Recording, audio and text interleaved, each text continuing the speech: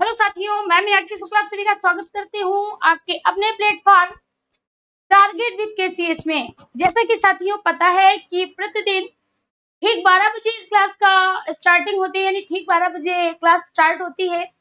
इस क्लास में सबसे पहले हम आपको थ्योरी वाइज टॉपिक पढ़ाते हैं, यानी पूरी टॉपिक आपको थ्योरिकली पढ़ाते हैं। फिर इसके बाद साथियों एक एक करके उसके हम आपको ऑब्जेक्टिव क्वेश्चन करवाते हैं, जिस कारण कि अगर आपका हो सकता है कहीं से भी अगर आपकी चूक रह गई है तो आप उस पार्ट को अच्छी तरह से कैच कर सकें। तो अब आपको ऑडियो और वीडियो दोनों चीजें क्लियर आ रही होंगी। चलिए, आज क्लास स्टार्ट होने में थोड़ा समय लग गया है। हम वाइस सीट पर बैठ जाओ। देखिए तो फिर से बता देते हैं, 12 बजे प्रतिदिन ये क्लास होगी, जिसमें सबसे पहले हम आपको थ्योरी वाइज पढ़ाएंगे, फिर साथ ही इसके ऑब्जेक्टिव क्वेश्चंस की सीरीज कराएंगे। हम आपको वर्णमाला पूरी पढ़ा चुके हैं, हिंदी साहित्य का इतिहास पढ़ा चुके हैं, वर्णमाला के ऑब्जेक्टिव क्वेश्चन भी करा चुके हैं, और साथियों दूसरी बात है जो हिंदी साहित्य का इतिहास जो हमारा दूसरा चैप्टर था उसको हम करा रहे हैं। ठीक है, चलिए तो स्टार्ट करते हैं हम अपनी आज की क्लास। और आज की क्लास का पहला क्वेश्चन आप सभी को दिख रहा है, फटाफट देखिए। लिखा है हिंदी की आदि कवित्री। ठीक है, क्या लिखा है? हिंदी की आदि कवित्री किसे कहा जाता है? तो कवित्री किसे कहते हैं साथियों? कवित्री कहेंगे यानी जो कवि होते हैं ना उनकी लेडीज फॉर्म, हाँ, तो उसको कवित्री कहा जाता है। तो यहाँ पर हिंदी की आदि कहते हैं, आदि का मतलब प्रथम होगा, है ना। आदि का मतलब सबसे प्रथम, आदि का मतलब सबसे प्रथम। तो यहाँ पर बात की गई है कि हिंदी की आदि कवित्री कौन है। लिखा है महादेवी वर्मा, साथियों छायावाद काल की थी। सुभद्रा कुमारी चौहान छायावाद काल के थे। मीराबाई ये हमारे मध्यकाल की थी, मध्यकाल की थी। जबकि हबीब तनवीर की अगर हम बात करें साथियों तो ये भी हमारे आधुनिक काल के थे। तो यहाँ पर आपको सबसे पुरानी कौन दिख रही है? मीराबाई दिख रही है। मीराबाई को साथियों हिंदी की आदि कवित्री कहा जाता है। मीराबाई को हिंदी की आदि कवित्री कहा जाता है। ऐसा माना जाता है कि सबसे पहले हिंदी की यही कवित्री थी। दूसरी बात, इनकी रचनाओं की अगर हम बात करें, अगर साथियों इनकी रचनाओं की हम बात करें, मीराबाई की रचनाएं कौन कौन सी थी? तो इनकी रचनाएं थी नरसी जी का मायरा, नरसी जी का मायरा, राग गोविंद का टीका। ठीक है, क्या हम कह सकते हैं? गीत गोविंद का टीका। गीत गोविंद जयदेव ने लिखा है, लेकिन गीत गोविंद का टीका, ठीक है, गीत गोविंद। राग गोविंद, राग गोविंद, राग सोरठ के पद, राग सोरठ के पद, ये किसके हैं? मीराबाई की रचनाएं हैं। किसकी है? मीराबाई की रचनाएं हैं। अगर बात करें मीराबाई कृष्ण को क्या मानती थी, तो मीराबाई कृष्ण को अपना पति मानती थी। क्या मानती थी? पति मानती थी। महादेवी वर्मा को ही कहा गया है आधुनिक युग की मीरा। क्या कहा गया है? आधुनिक युग की मीरा कहा गया है। ठीक है, आधुनिक युग की मीरा किसको कहा गया है? महादेवी वर्मा को कहा गया है। इसका सी पार्ट सही हो जाएगा। अगला प्रश्न देखिए, लिखा है राम भक्ति काव्य का सबसे प्रसिद्ध काव्य कौन सा है? राम भक्ति का सबसे प्रसिद्ध काव्य कौन सा है? रामचरितमानस, रामचंद्रिका, पौंचर्यु, विनय पत्रिका। सबसे पहले साथियों हम बात कर लेते हैं कि इसमें कौन सी रचना किसके द्वारा लिखी गई। जैसे सबसे पहले है रामचरितमानस, तो इसको लिखा है तुलसीदास ने। किसने लिखा है? तुलसीदास ने लिखा है। रामचंद्रिका को किसने लिखा है? केशवदास ने लिखा है। पौंचर्यु किसने लिखा है साथियों? स्वयंभू ने लिखा है। और विनय पत्रिका को किसने लिखा है? विनय पत्रिका को भी तुलसीदास ने लिखा है। हाँ, तुलसीदास ने लिखा है। इन सभी में अगर राम भक्ति का सबसे प्रसिद्ध काव्य पूछा जाए तो साथियों क्या हो जाएगा? तो हो जाएगा रामचरितमानस। कौन सा? रामचरितमानस। रामचरितमानस की ही रचना के बाद मतलब तुलसीदास को साथियों मानस का हंस कहा गया, मानस का हंस कहा गया। इन्हीं को साथियों लोकनायक कवि कहा गया, इन्हीं को साथियों कवि शिरोमणि कहा गया, कवि शिरोमणि के नाम से जाना गया। ठीक है, तो राइट विकल्प आपका क्या हो जाएगा, रामचरितमानस। अगला प्रश्न देखते हैं, कहते हैं कृष्ण भक्ति का सबसे प्रसिद्ध काव्य कौन सा है। कृष्ण भक्ति का सबसे प्रसिद्ध काव्य कौन सा है।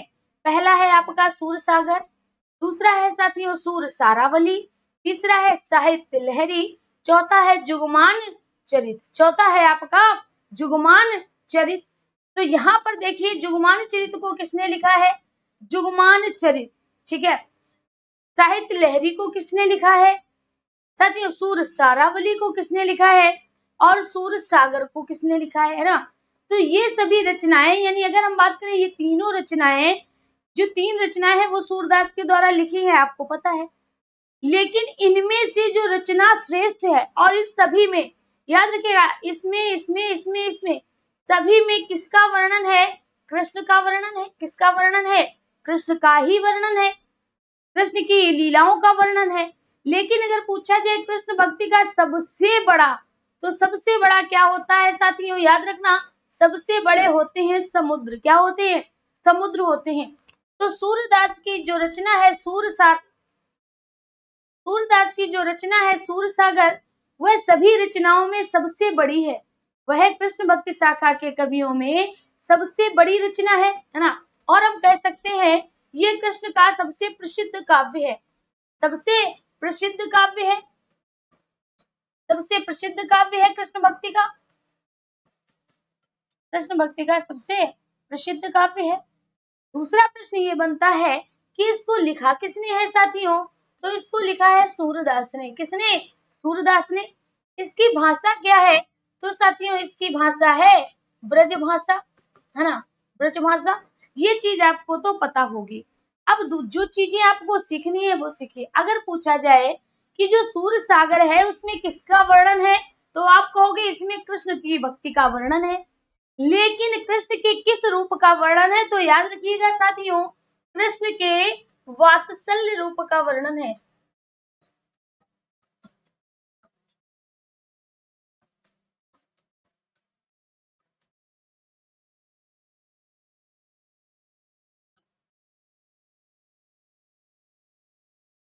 यानी हम कह सकते हैं कि कृष्ण के वात्सल्य रूप का, वात्सल्य समझते हो ना, बचपन, बाल्यावस्था, तो कृष्ण की बाल्यावस्था का वर्णन इतने अच्छे ढंग से किया गया है कि इसी रचना के कारण इनको यानी सूरदास को क्या कह दिया गया, कह दिया गया वात्सल्य सम्राट।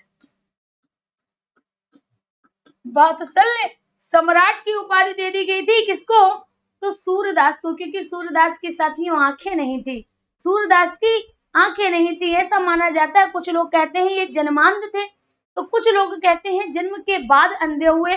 तो इनका एक अन्य नाम भी है, सूरदास का एक अन्य नाम भी है, क्या कहा जाता है, खंजन नयन कहा जाता है, खंजन नयन कहा जाता है। लेकिन जो इन्होंने लिखी थी रचना सूरसागर, सूरसागर की वजह से इनको वात्सल्य सम्राट कहा गया है। क्या, वात्सल्य सम्राट कहा गया। आपने पंक्तियां सुनी है, किलक अरे मैं नेह निहारू, इन दातन पर मोती बारू, और भी सुनी होंगी, किलकत कान गुटरुवन आवत, मन में कनक नंद के आंगन, बिंब पकड़िए धावत। ये पंक्तियां सुनी होंगी ना, फेमस पंक्तियां। इसमें भी किसमें कृष्ण का वर्णन है, किलकत, किलकारी मारते हुए, कान्हा, कान मतलब कान्हा, किलकत कान घुटरुवन आवत, घुटनों केवल चलते हुए आ रहे हैं। तो यहाँ पर साथियों पहला विकल्प आपका राइट हो जाएगा। अगला देखिए, भक्ति काल को हिंदी काव्य का स्वर्ण युग घोषित करने वाले प्रथम व्यक्ति थे। आपको बताना है कि ऐसे कौन से व्यक्ति थे जिन्होंने हिंदी काव्य को स्वर्ण युग कहा है। ध्यान दीजिएगा, तो हमने आपको बताया था कि भक्ति काल को स्वर्ण काल किसने कहा, तो आप कहोगे जॉर्ज ग्रियर्सन ने, मैम आपने बताया था, बिल्कुल सही। हमने साथियों आपको बताया था श्याम सुंदर दास। श्याम सुंदर दास ने उसको क्या कहा था? श्याम सुंदर दास द्वारा साथियों इसको कहा गया था स्वर्ण युग, है ना, श्याम सुंदर दास। ठीक है, जबकि अगर हम बात करें हजारी प्रसाद द्विवेदी ने क्या कहा था? हजारी प्रसाद द्विवेदी ने कहा था लोक जागरण काल, लोक जागरण काल। किसने कहा था? हजारी प्रसाद द्विवेदी ने, है ना। तो हम यहाँ पर देख रहे हैं, यहाँ पर कहीं भी श्याम सुंदर दास का तो नाम ही नहीं है। लिखा गया है भक्ति काल को हिंदी काव्य का स्वर्ण युग घोषित करने वाले प्रथम व्यक्ति थे। पहले व्यक्ति की अगर बात करें तो यहाँ पर राइट विकल्प आपको जॉर्ज ग्रियर्सन लगाना पड़ेगा, क्योंकि श्याम सुंदर दास ऑप्शन में नहीं है। श्याम सुंदर दास ऑप्शन में नहीं है स्वर्ण युग। ठीक है, चलिए भाई देखिए, ज्यादा से ज्यादा उसको लाइक कर दिया करें, लाइक कर दिया करें, अपने फ्रेंड्स को कुछ दिनों तक शेयर करते रहे, इतना आप हमारे लिए करिए, हम आपको पूरा सपोर्ट कर रहे हैं। देखिए जैसे ही अपने ऑफलाइन कोचिंग से आते हैं कई साथी, आप में से कई साथी ऑफलाइन कोचिंग से जुड़े हैं हमसे, तो है ना, तो वहां पर आपकी कंप्लीट एसटी की मतलब कंप्लीट आपकी ईवीएस की क्लास चली, जिसको आप जीएस कहते हैं। ठीक है, तो कंप्लीट क्लास चल रही है। दूसरा हिंदी की क्लास, हिंदी संस्कृत की भी क्लास चल रही है। तो वहां से जैसे ही हम फ्री होते हैं, आते आते साथियों समय रह जाता है 12 बजने में, ठीक 15 मिनट कम हो जाते हैं, पूरा सेटअप लगाते हैं, इसके बाद क्लास स्टार्ट कर देते हैं। तो आप समझ सकते हो, हाँ, लेकिन फिर भी इस क्लास को बंद नहीं करेंगे, परेशान मत होइएगा। हाँ, ये बात अलग है कि अगर हमको कोई दिक्कत हो जाए तो भाई नहीं कह सकते ना, क्योंकि आप जानते हो। चलिए यहाँ तक बात समझ में आ गई, तो राइट विकल्प आपका पहला हो जाएगा। अगला प्रश्न देखिए, लिखा है खड़ी बोली के प्रथम स्वच्छंदवादी कवि। अच्छा, खड़ी बोली स्टार्ट कब हुई थी? तो खड़ी बोली हमें भारतेंदु युग से देखने को मिली थी। भारतेंदु युग से हमें खड़ी बोली के दर्शन मिले थे। यानी यहाँ पर हम बात करें, निराला है, सुमित्रानंदन पंत है, लोचन प्रसाद पांडे है और श्रीधर पाठक आपको दिख रहे होंगे। जिनमें साथियों जो श्रीधर पाठक हैं, इसको क्या कहा जाता है? इनको स्वच्छंदवादी कवि कहा जाता है। स्वच्छंदवादी कवि कहा जाता है, इनको स्वच्छंदवादी कवि कहा जाता है। ठीक है, तो साथियों ये स्वच्छंदवादी कवि थे। अगर पूछा जाए स्वच्छंद, यानी इन्होंने ये जो समय था स्वच्छंदवादी युग के कवियों का, ये साथियों जो समय था ये आपका द्विवेदी युग का ही था। द्विवेदी युग दो भागों में डिवाइड हुआ था, एक तो अनुशासनवादी, दूसरे आपके स्वच्छंदवादी, ना स्वच्छंदवादी। स्वच्छंदवादियों में प्रमुख रूप से नाम आता है श्रीधर पाठक का, जबकि अनुशासनवादी कवियों में नाम किसका आता है? आपका हरिऔध जी का, और साथियों दूसरा नाम आता है गुप्त जी का, मैथिली शरण गुप्त का। तो ये जो श्रीधर पाठक थे, ये साथियों हमारे द्विवेदी युग से रिलेटेड थे, लेकिन स्वच्छंदवादी कवियों में जाने जाते हैं। इनकी रचना कौन थी? तो इनकी रचना थी साथियों कश्मीर सुषमा। शायद आपने पढ़ी होगी हाई स्कूल 9th में, पढ़ने को मिलती है। पहला विकल्प आपका सही चला जाएगा। अगला प्रश्न देखिए, कहा है खड़ी बोली का प्रथम महाकाव्य कौन सा है? ये हमने क्वेश्चन कराया है आपको, फटाफट आंसर दीजिए। खड़ी बोली का महाकाव्य। अब देखिए, खड़ी बोली की अगर हम बात करें तो हमेशा अपने माइंड में ये बात हमेशा याद रखिएगा कि खड़ी बोली हमारी कब स्टार्ट हुई थी? भारतेंदु युग से स्टार्ट मानी जाती है, भारतेंदु युग से कुछ पहले स्टार्ट हुई थी। इसमें साथियों 4 व्यक्तियों के नाम आते हैं, 4 उन्नायक माने जाते हैं हमारी खड़ी बोली गद्य के। किसके? खड़ी बोली गद्य के 4 उन्नायक माने जाते हैं। उनके नाम क्या क्या है कमेंट बॉक्स में बताइएगा। तो यहाँ पर खड़ी बोली का प्रथम महाकाव्य कौन सा है? तो यहाँ पर आपको लिखा दिख रहा होगा प्रिय प्रवास, यशोधरा, साकेत और पृथ्वीराज रासो। खड़ी बोली का जो प्रथम महाकाव्य है वो साथियों कौन सा है? प्रिय प्रवास है। कौन सा है? प्रिय प्रवास है। प्रिय प्रवास में साथियों कृष्ण के मथुरा गमन का वर्णन है। है ना। प्रिय का प्रवास है, प्रिय का प्रवास है, यानी ये जो ग्रंथ है साथियों वो किस पर है, कृष्ण पर आधारित है। इसके रचयिता कौन है, तो अयोध्या सिंह उपाध्याय हैं। अयोध्या सिंह उपाध्याय, हरिऔध जी उसके क्या हैं, तो उसके राइटर हैं। अयोध्या सिंह उपाध्याय हरिऔध उसके राइटर माने जाते हैं। ठीक है, तो यहां तक बात आपको समझ में आ गई, तो प्रिय प्रवास हो जाएगा। अगर पूछा जाए हिंदी का प्रथम महाकाव्य, हिंदी साहित्य का प्रथम महाकाव्य पूछा जाए, हिंदी का प्रथम महाकाव्य पूछा जाए, तो हिंदी का प्रथम महाकाव्य किसे कहा जाता है, पृथ्वीराज रासो को। किसको, पृथ्वीराज रासो को माना जाता है ना। तो ये सब चीजें याद रखिए। अगर वहां पर खड़ी जुड़ जाए, यहाँ पर क्या जुड़ गया, खड़ी जुड़ गया, तो खड़ी बोली का प्रथम महाकाव्य आपका प्रिय प्रवास होता है। प्रिय प्रवास है जिसके राइटर कौन है, अयोध्या सिंह उपाध्याय हरिऔध है। ठीक है, तो पृथ्वीराज रासो खत्म हो गया, इसको लिखा था चंद्रवरदाई ने। ठीक है, साकेत को किसने लिखा, साकेत और यशोधरा, है ना, साकेत और यशोधरा दोनों किसने लिखे हैं, मैथिली शरण गुप्त ने लिखे हैं। और दोनों साथियों नारी प्रधान है। कौन है, नारी प्रधान है, जबकि प्रिय प्रवास के विषय में आप पढ़ चुके हो। आगे देखिए, पद्य में रचित हिंदी की प्रथम आत्मकथा कौन सी है, पद्य में रचित हिंदी की प्रथम आत्मकथा कौन सी है, चलिए जल्दी से बताए भाई। चलिए आपने लाइक और शेयर कर दिया, बहुत बहुत धन्यवाद आपका। तो यहाँ पर देखिए पूछा गया हिंदी में पद्य में रचित हिंदी की प्रथम आत्मकथा। पद्य की बात करें तो पद में, पद में मतलब समझते हो ना, कविता रूप में। किसमें, कविता रूप में। तो कविता रूप में साथियों सबसे पहले अपनी जिन्होंने आत्मकथा लिखी थी, आत्मकथा लिखी थी, वो कौन थे, वो थे साथियों बनारसी दास। कौन थे, बनारसी दास थे, है ना। कौन सी लिखी थी, तो इन्होंने लिखी थी अर्ध कथानक। क्या लिखी थी, अर्ध कथानक लिखी थी। जबकि अगर पूछ लिया जाए गद्य में, अगर पूछ लिया जाए गद्य में, तो गद्य में क्या थी, दयानंद सरस्वती के द्वारा थी, दयानंद सरस्वती के द्वारा थी। कौन सी, स्वचरित, स्वरचित, आत्मचरित, आत्मचरित, यानी आत्म, देखिए यहाँ पर आप देख रहे हो अपनी आत्मकथा लिखी ना, तो अपना अपने चरित्र के बारे में लिखा है, आत्मचरित, स्वरचित, स्वयं लिखा है इन्होंने, अपने आत्मचरित को इन्होंने स्वयं लिखा है। सही विकल्प आपका क्या हो जाएगा साथियों, सही विकल्प हो जाएगा आपका पहला।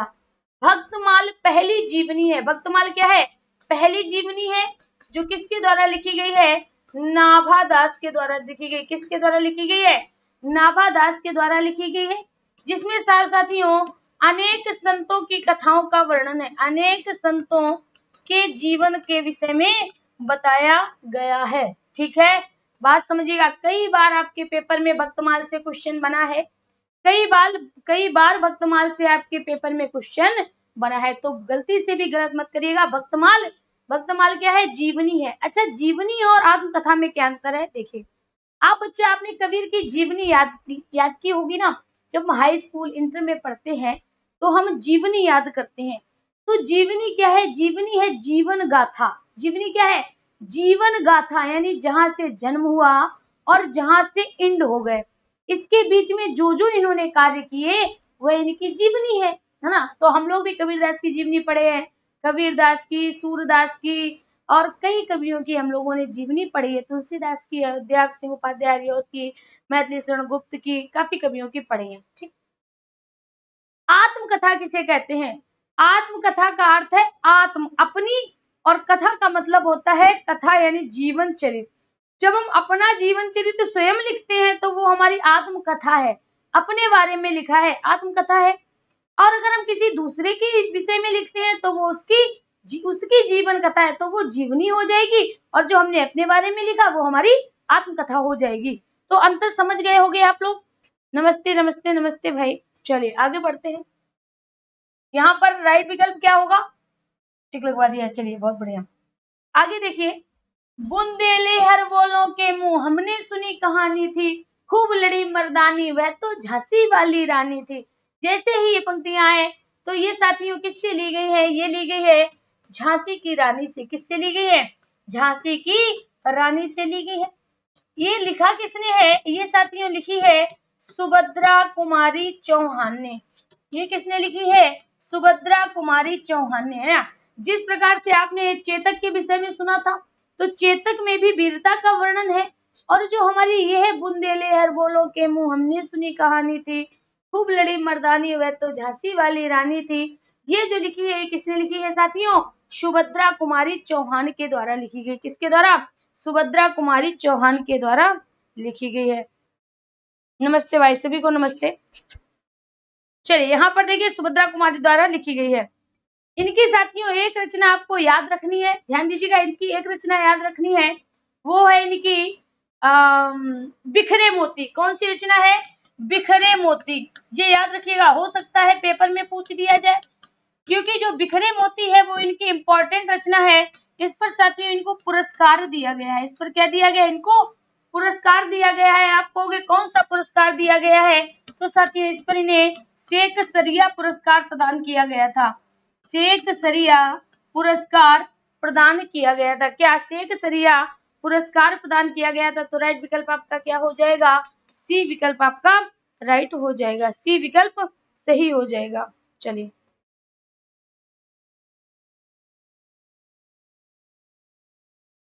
आज भाई बहुत से कम लोग हैं, क्या बात है?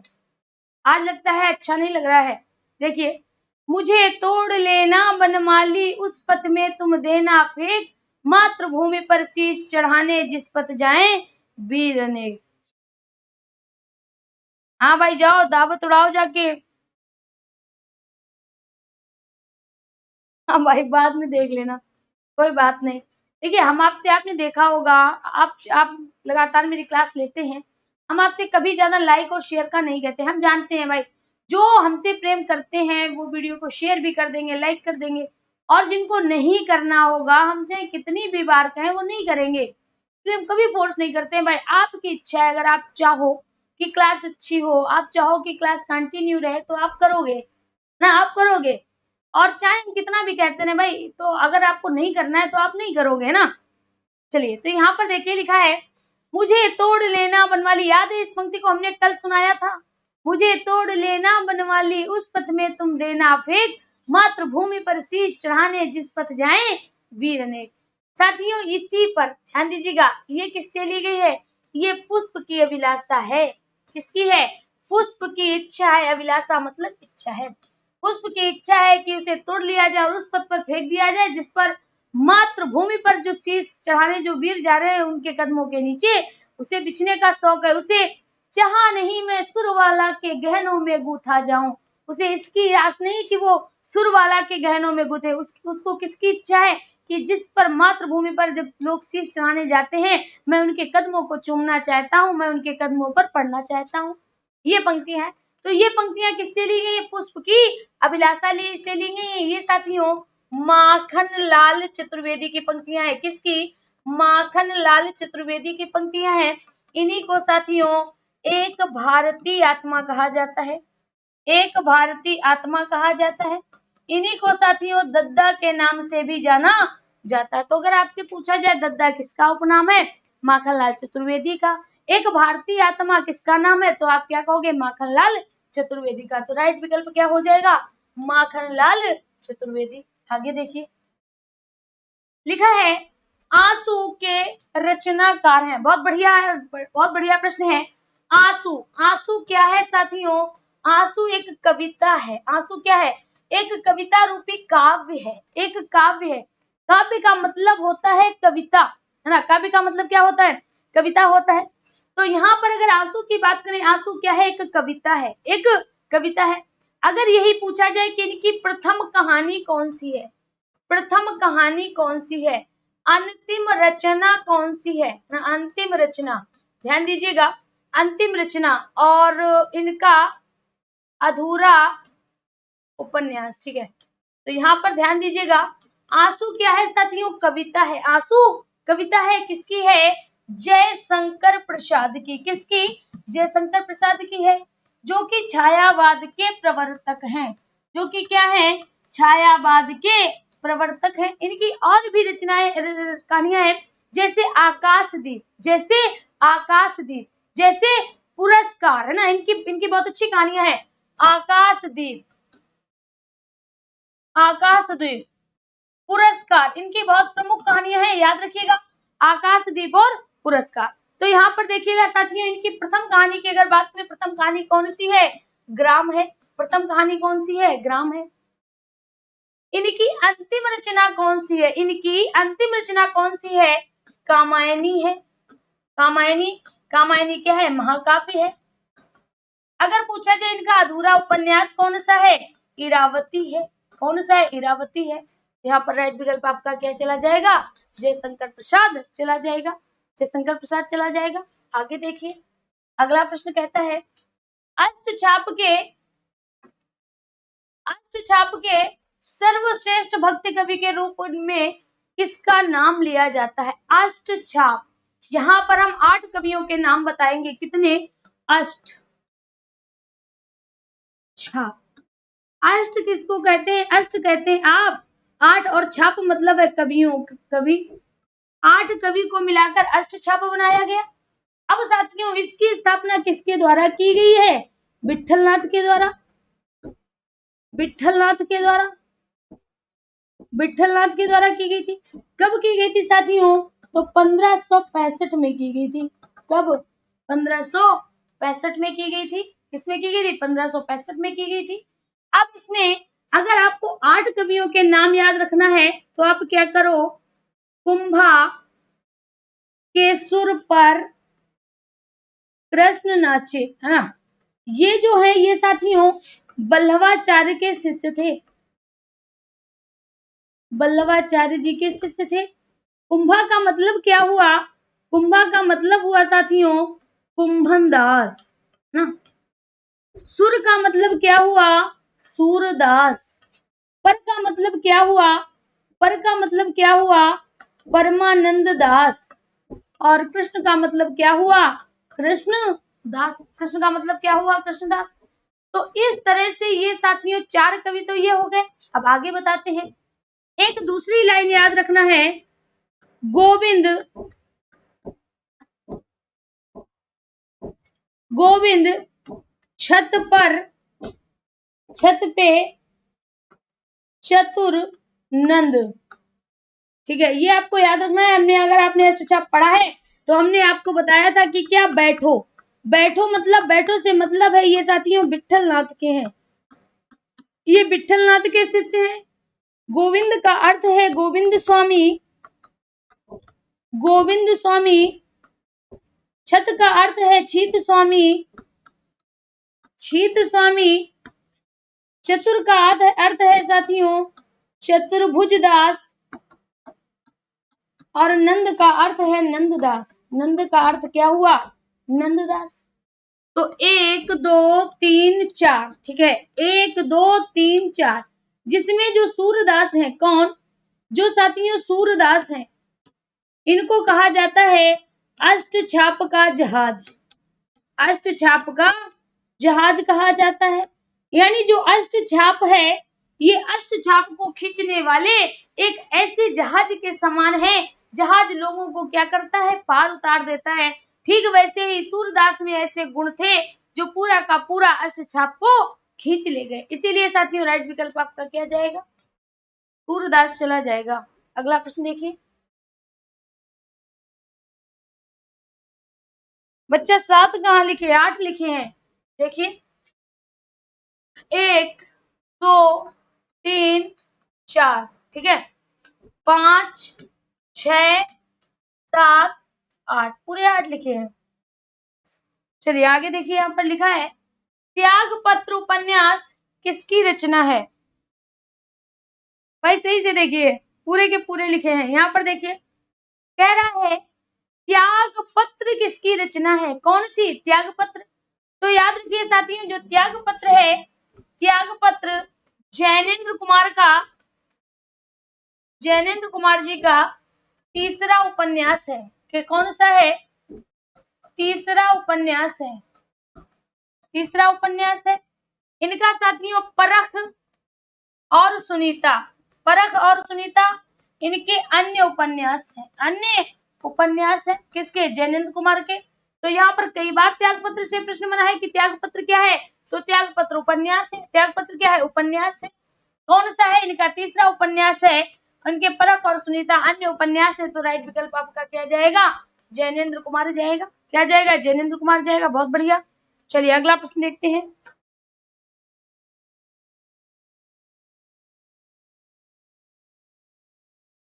भाई बच्चा वीरेंद्र कुमार जो ऑफलाइन कोचिंग है ना, वो ऑफलाइन कोचिंग हमारी बच्चा कानपुर में है ना, यहाँ नहीं है। जहाँ हमें ये नहीं पता आप कहाँ के रहने वाले हैं, कानपुर में है और उसका नाम है KCH, कानपुर कंपटीशन हब। ठीक है, ये हमारी कोचिंग का ऑफलाइन कोचिंग का नाम है, किसी चैनल पे नहीं होती है, ये आप याद रखिएगा। ठीक है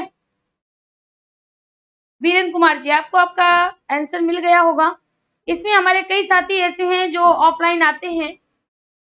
ठीक है, तो ये बात समझ में आ गई होगी। चलिए आगे बात करते हैं। चलो हटो तुम, आगे बात करते हैं। लिखा है ज्ञानपीठ पुरस्कार दिया जाता है। ध्यान दीजिएगा, जो ज्ञानपीठ पुरस्कार है, ज्ञानपीठ पुरस्कार, ज्ञानपीठ यानी यहाँ पर ज्ञान के क्षेत्र में अगर हम कह सकते हैं तो साथियों ये साहित्य के क्षेत्र में दिया जाने वाला, साहित्य के क्षेत्र में दिया जाने वाला सर्वोच्च पुरस्कार है, सर्वोच्च पुरस्कार है। ठीक है, इसमें साथियों 11 लाख, अब इसकी राशि बढ़ गई है, पहले इसकी लाख थी, इसकी राशि थी 11 लाख रुपए आपको राशि के तौर पर मिलते थे। इसके अलावा आपको एक बाघ देवी की प्रतिमा मिलती थी, बाघ देवी प्रतिमा मिलती थी, है ना। देखिए बाघ देवी कौन है, बाघ देवी, बाघ देवी किसे कहा गया है, सरस्वती देवी को। बाघ, बाघ यानी बातचीत करने वाली देवी किसे कहा गया है, सरस्वती जी को माना गया है। ठीक है, इसके साथ ही साथ साथियों एक प्रमाण पत्र मिलता है। क्या मिलता है, प्रमाण पत्र, जिसको इसकी भाषा में कहें तो प्रशस्ति पत्र कहा जाता है, प्रशस्ति पत्र कहा जाता है। ठीक है, तो पहला लिखा है हिंदी भाषा के प्रचार प्रसार हेतु, दूसरा कहा गया भारतीय लेखकों की आर्थिक सहायता हेतु, तीसरा कहा गया भारतीय भाषा में साहित्यकारों के रचनात्मक लेखन हेतु, या इनमें से कोई नहीं। तो सही विकल्प आपका सी चला जाएगा, सी विकल्प आपका राइट जाएगा। अरे भाई बी लगा देते हो आर्थिक सहायता हेतु नहीं दिया जाता है, आर्थिक सहायता हेतु नहीं दिया जाता है। चलिए आगे बढ़ते हैं, अगला देखते हैं। अगला प्रश्न क्या कहता है, कहता है ज्ञानपीठ पुरस्कार पाने वाले हिंदी के प्रथम, ज्ञानपीठ पुरस्कार प्राप्त करने वाले हिंदी के प्रथम साहित्यकार थे, है ना। तो याद रखिएगा हिंदी का जो सबसे पहला, यानी अगर बात करें प्रथम ज्ञानपीठ, है ना, प्रथम ज्ञानपीठ की बात करें तो प्रथम ज्ञानपीठ दिया गया था शंकर कुरूप को, शंकर कुरूप को। लेकिन भाषा क्या थी, भाषा साथियों थी मलयालम। क्या थी, मलयालम थी। और यहाँ पर पूछा गया हिंदी में, तो हिंदी में सबसे पहले ज्ञानपीठ पुरस्कार किसको दिया गया है, सुमित्रा नंदन पंत को दिया गया है। कब दिया गया है, 1968 में दिया गया है। किस पर दिया गया है, चिदम्बरा पे दिया गया है। इसीलिए बार बार अनेक एग्जाम में चिदम्बरा को लेकर प्रश्न बने हैं, बार बार एग्जाम में चिदम्बरा को लेकर प्रश्न बने हैं। तो यहाँ पर राइट विकल्प आपका क्या हो जाएगा साथियों, सुमित्रा नंदन पंत। दिनकर को भी मिला है उर्वशी पर, किस पर मिला है, उर्वशी पर मिला है 1978 में। ठीक है साथियों, अज्ञेय को भी मिला है, अज्ञेय को कब मिला है, 1900, जस्ट इससे 10 साल बाद मिला है 1900, एक सेकंड, उर्वशी पर मिला है 1972 में, 1972 में। अज्ञेय को मिला है 1978 में। किस पर मिला है, कितनी नावों में कितनी बार, कितनी नावों में कितनी बार, है ना। और साथियों महादेवी वर्मा को भी मिला है 1982 में। किस पर मिला है, यामा पे मिला है ना, यामा पे मिला है। तो ये सब चीजें आपको याद होनी चाहिए। पहला मिला है सुमित्रा नंदन पंत, ये ऐसे कवि हैं जिनको सबसे पहली बार मिला है। और साथियों ये पहली कवित्री हैं जिनको सबसे पहले ज्ञानपीठ पुरस्कार प्राप्त हुआ है। तो यहाँ पर कवि पूछा गया है तो सुमित्रा नंदन पंत हो जाएंगे। अगर आपसे कवित्री पूछा जाता तो महादेवी वर्मा हो जाता, कवित्री पूछा जाता तो महादेवी वर्मा हो जाता। ठीक है,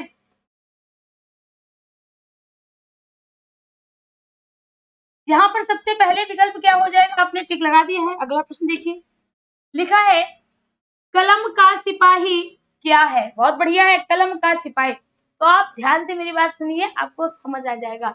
अगर बात करते हैं कलम का सिपाही, कलम का सिपाही या कलम का मजदूर, ठीक है, कलम का सिपाही या कलम का मजदूर, ये किसे कहा जाता है, तो कलम का सिपाही कहा जाता है प्रेमचंद्र को। किसको, प्रेमचंद्र को। अब प्रेमचंद्र की जीवनी ध्यान दीजिएगा, प्रेमचंद्र की जीवनी, प्रेमचंद्र की जीवनी लिखी गई है, जिसको नाम क्या दिया गया है, कलम का सिपाही। क्या कहा गया है, कलम का सिपाही। अब ये जीवनी किसके द्वारा लिखी गई, तो साथियों ये जीवनी लिखी गई इनके पुत्र अमृत राय के द्वारा। किसके द्वारा, अमृत राय के द्वारा। तो यहाँ पर क्या आ जाएगा, डी विकल्प साथियों राइट हो जाएगा। अरे डी विकल्प आपका राइट हो जाएगा, जीवनी। डी विकल्प आपका राइट हो जाएगा, जीवनी। ठीक है, वाग्देवी सरस्वती है, बहुत बढ़िया। आगे देखिए अगला प्रश्न, लिखा है निम्नलिखित में से एक पश्चिमी हिंदी वर्ग की बोली नहीं है। भाई सब लोग जल्दी से लाइक और शेयर कर दें, जिससे कि साथियों की संख्या हमारी थोड़ी और मेंटेन हो जाए। लिखा है निम्नलिखित में से एक पश्चिमी हिंदी की बोली नहीं है। तो इसके लिए हमने ट्रिक बताई थी आपको पश्चिमी हिंदी की। कमेंट बॉक्स में जल्दी से कमेंट करें कौन सी है वो ट्रिक। ट्रिक है बाम्बू को कब्र, यानी पहली क्या है, पहली है ब्रजभाषा, का से क्या है, का से साथियों है कन्नौजी, कौ से क्या है, कौरवी है, जिसको कहा जाता है खड़ी बोली। क्या कहा जाता है, खड़ी बोली। बू से क्या है, बू से है आपकी बुंदेली।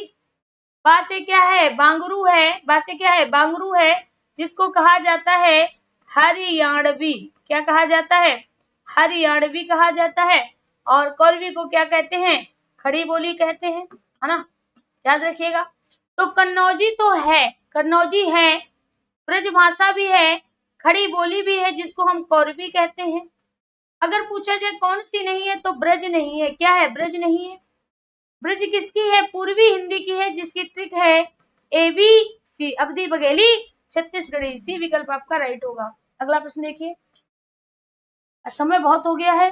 और गारसा दत्तासी ने हिंदी का प्रथम कवि किसको माना है। गारसा दत्तासी ने हिंदी का कवि किसे माना है, तो साथियों गारसा दत्तासी ने माना है अंगद को। किसको माना है, अंगद को माना है। अगला प्रश्न देखिए, आचार्य हजारी प्रसाद द्विवेदी ने हिंदी का प्रथम कवि किसे माना है। तो अगर हम बात करें सरहपा को, तो हमने आपको बताया था राहुल सर, यानी यहाँ पर राहुल संकृत्यायन को किस माना है, सरहपा ने। किसने, सरहपा ने माना है। अगर हम बात करें पुष्य दंत की, किसकी, पुष्य दंत की, तो शिव को पुष्य, शिव सिंह सेंगर ने किसे माना है, शिव सिंह सेंगर ने साथियों माना है पुष्य दंत को, है ना। किसको माना है, पुष्य दंत को माना है। हाँ ठीक है। हाँ यहाँ पे आपके पास दो ऑप्शन बचे, एक तो अब्दुल रहमान और दूसरा गंग कवि। तो अब्दुल रहमान कौन, अब्दुल रहमान को किसने माना है, अब्दुल रहमान को माना गया है प्रथम कवि किसके अनुसार, हजारी प्रसाद जी के अनुसार, है ना, हजारी प्रसाद के अनुसार। तो राइट विकल्प आपका बी हो जाएगा। अगला देखिए, लिखा है आदिकाल को बीज वपन काल किसने कहा। तो याद आया एक ट्रिक, महाबीज चार गिराए। महाबीज यानी महावीर प्रसाद द्विवेदी ने क्या कहा, बीज वपन, बीज वपन काल का क्या कहा, बीज वपन काल का। चार मतलब चारण काल, चार मतलब चारण काल किसने कहा, ग्रियर्सन के द्वारा कहा गया। किसके द्वारा, ग्रियर्सन ने। तो यहाँ पर क्या हो जाएगा, आचार्य महावीर प्रसाद द्विवेदी, आचार्य महावीर प्रसाद द्विवेदी। आगे देखिए अगला प्रश्न है, आदिकाल में किस कवि को अभिमान मेरु की संज्ञा दी गई। ध्यान दीजिए, आदिकाल की बात कर रहा है, स्वयंभू अपभ्रंश काल के थे, ठीक है, धनपाल, पुष्यदंत, विद्यापति। तो यहाँ पर हम देखेंगे एक चीज, देखिए कि यहाँ पर कई कवि ऐसे हैं, यहाँ पर कई कवि आपको ऐसे दिखेंगे जो हमारे आदिकाल में भी थे और आदिकाल के बाद साथियों वह हमारे आदिकाल में भी तो थे और अपभ्रंश काल में भी थे। जैसे यहाँ पर स्वयंभू अपभ्रंश काल के कवि थे, लेकिन विद्यापति जो थे वो अपभ्रंश काल के भी थे और आदिकाल में भी उन्होंने अपनी रचनाएं लिखी थी ना। ठीक वैसे ही जो पुष्यदंत थे, पुष्यदंत ने अपभ्रंश काल में भी अपनी रचनाएं लिखी थी और साथियों इन्होंने आदिकाल में भी अपनी रचनाएं लिखी थी, लेकिन इनकी रचनाओं का प्रमाण नहीं मिलता है और इन्होंने पुष्यदंत ने अपने आप को यानी स्वयं को अपने को अभिमान मेरु कहा था। स्वयं के लिए इन्होंने क्या कहा था? अभिमान मेरु की संज्ञा इन्होंने स्वयं के लिए दी थी। ठीक है, तो राइट विकल्प आपका क्या हो जाएगा? पुष्यदंत हो जाएगा। अगला प्रश्न देखिए, कहा गया है इस्तवार दलाल लिटरेचर ए हिंदू हिंदुस्तान किस भाषा में लिखा गया है? तो ये साथियों हिंदी का इतिहास, हिंदी साहित्य का इतिहास, हिंदी साहित्य का इतिहास का प्रथम ग्रंथ है। इसको किसने लिखा है? इसको साथियों गारसा दत्तासी ने लिखा है। किसने? गारसा दत्तासी ने लिखा है। किस भाषा में लिखा है? उर्दू भाषा में लिखा है। अधिकतर हम क्या करते हैं? फ्रेंच भाषा लगा देते हैं। फ्रेंच भाषा लगा दिया, गलत हो जाएगा। राइट विकल्प क्या होगा? उर्दू हो जाएगा। उर्दू हो जाएगा। आगे देखिए, अगला प्रश्न कहता है हिंदी साहित्य के आदिकाल को सिद्ध सामंत काल किसने कहा? तो जब हमने आपको विभाजन पढ़ाया था जिस समय, उस समय विश्वनाथ प्रसाद मिश्र, हजारी प्रसाद द्विवेदी, शंकर रमाशंकर शुक्ल और महापंडित राहुल सक्राचार्य। रमाशंकर शुक्ल ने कहा था कलाकाल कहा था। राहुल सक्राचार्य, याद करिए, अपभ्रंश चंद्र सीधी राह, याद आया ना? सीधी से क्या बताया था? सिद्ध सामंत काल किसने कहा था? राहुल संकृत्यायन। किसने कहा था? राहुल संकृत्यायन ने कहा था। जबकि अगर हम बात करें अपभ्रंश काल, किसकी? अपभ्रंश की बात करें तो साथियों अपभ्रंश काल किसने कहा था? तो ये कहा था चंद्रधर शर्मा गुलेरी। तो सिद्ध सामंत काल कहा गया है। तो साथियों राइट विकल्प आपका क्या हो जाएगा? राहुल संकृत्यायन हो जाएगा। अगला प्रश्न देखिए, कहता है चर्यापाद के रचयिता हैं, फटाफट बताइए चर्यापाद के रचयिता कौन है? बच्चा मोनी आप थोड़ा अपना अपडेट कर लीजिए, आप बहुत पीछे हैं। क्वेश्चन नंबर बहुत आगे चल रहा है, क्वेश्चन नंबर 23 चल रहा है बच्चा। ठीक है, क्वेश्चन नंबर 23 चल रहा है। यहाँ पे देखिए, कह रहा है चर्यापाद के रचयिता हैं। चर्यापाद किसने लिखा है? तो साथियों जो चर्यापाद है, देखिए सरहपा ने क्या लिखा है? दोहा कोश। क्या लिखा है? दोहा कोश लिखा है। लुइपा ने क्या लिखा है? अभी बता रहे। सवरपा ने क्या लिखा है? सरहपा, दोहा कोश, सवरपा, चर्यापाद। दोमी गीतिका, लुइपा योगचर्या। क्या लिखा था? योगचर्या। अब देखिए चर्यापाद, दो शब्द है, एक तो है चर्या और दूसरा है पाद। पाद का अर्थ है पद। पाद का अर्थ क्या हुआ? पाद का अर्थ हो जाएगा साथियों पद, और यहाँ पर जो आपका चर्या है, चर्या का मतलब हो जाएगा आचार व्यवहार। तो आचार व्यवहार के ऊपर जो पद लिखे गए उसको क्या कहा गया? चर्यापद कहा गया। क्या कहा गया? चर्यापद कहा गया। जो योग और व्यवहार पर लिखे गए वो आपकी योगचर्या बनी। जो दोहा पर जो कोश लिखा गया वह दोहा कोश बना, और जो डोमी ने लिखा वो डोमी की गीत बने, डोमी गीतिका बनी। ठीक है, अगला प्रश्न देखते हैं। अगला प्रश्न क्या कहता है? अमीर खुसरो के अनुकरण पर किस आधुनिक कवि ने मुकरियां लिखी? तो मुकरियों के अगर जन्मदाता की बात करें जन्मदाता कौन माने जाते हैं? तो जन्मदाता माने जाते हैं साथियों अमीर खुसरो। कौन माने जाते हैं? अमीर खुसरो माने जाते हैं। जबकि इसकी पुनरुद्धारक की बात करें तो पुनरुद्धारक कौन माने जाते हैं? भारतेंदु माने जाते हैं। कौन माने जाते हैं? भारतेंदु माने जाते हैं। भारतेंदु बाबू हरिश्चंद्र। तो राइट विकल्प आपका भी हो जाएगा। श्रीधर पाठक स्वच्छंदवादी कवि हैं।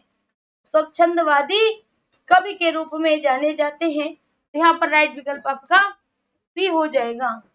अगला प्रश्न कहता है रामचरितमानस का रचना वर्ष कौन सा है?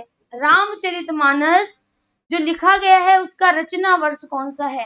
पहला है 1574, दूसरा है 1585, तीसरा है 1570 और डी है आपका 1571। 1571 ध्यान दीजिएगा। तो साथियों जो रामचरितमानस थी वो लिखी किसने थी? वह साथियों लिखी गई थी तुलसीदास के द्वारा, है ना। किस भाषा में लिखी गई थी? वैशवाड़ी अवधी। वैशवाड़ी अवधि में लिखी गई थी। ठीक है, इसको लिखा कब गया था? 1574 ईस्वी में लिखा गया था। और ऐसा माना जाता है कि इसको लिखने में साथियों 2 वर्ष 7 माह और 26 दिन का समय लगा था। ये जो आपका डाटा है ये गीता प्रेस गोरखपुर ना, गीता प्रेस गोरखपुर के संस्थापक के द्वारा ये डाटा उपलब्ध कराया गया है। इसमें साथियों 7 कांड है। कितने कांड है? 7 कांड है। पहला आपका बाल है, दूसरा आपका अयोध्या है, तीसरा आपका अरण्य है, पहला दूसरा तीसरा, ठीक है। चौथा किष्किंधा है, पांचवा सुंदर है, छठा लंका या युद्ध है और साथियों 7वां आपका उत्तरकांड है। तो इस तरह से राइट विकल्प आपका क्या हो जाएगा? 1574 हो जाएगा। क्लियर साथियों? प्रतिदिन ये जो क्लास होती है आपकी, ये क्लास प्रतिदिन 12 बजे होती है, दोपहर 12 बजे। ठीक है, ये क्लास प्रतिदिन दोपहर 12 बजे होती है, जिसमें सबसे पहले हम थ्योरी वाइज आपको पढ़ाते हैं। थ्योरी वाइज पढ़ाने के बाद साथियों हम इसके ऑब्जेक्टिव क्वेश्चन भी कराते हैं, है ना। ये जो क्लास है आपकी सुपर टेट पर आधारित है ना। ये आपकी बेसिकली अगर बात करें बेसिकली की, तो ये आपकी सुपर टेट पर आधारित है, लेकिन इससे आपका टेट, लेखपाल, इससे आपका टेट, लेखपाल, वीडियो सभी में लाभप्रद होगा। लेकिन इसकी बेसिकली अगर बात करें तो सुपर टेट के लिए ही है। ठीक है, तो आज के लिए इतना ही। मिलते हैं कल फिर से इसी समय इसी चैनल पर एक और नई क्लास के साथ। कल संडे है, परसों आपसे मुलाकात होगी। परसों आपको नया चैप्टर पढ़ाएंगे। ठीक है, लाइक शेयर और सब्सक्राइब करते रहिए, साथियों की संख्या बढ़ाते रहिए। हम मेहनत पूरी करेंगे आपको आपके लक्ष्य तक पहुंचाने के लिए। धन्यवाद।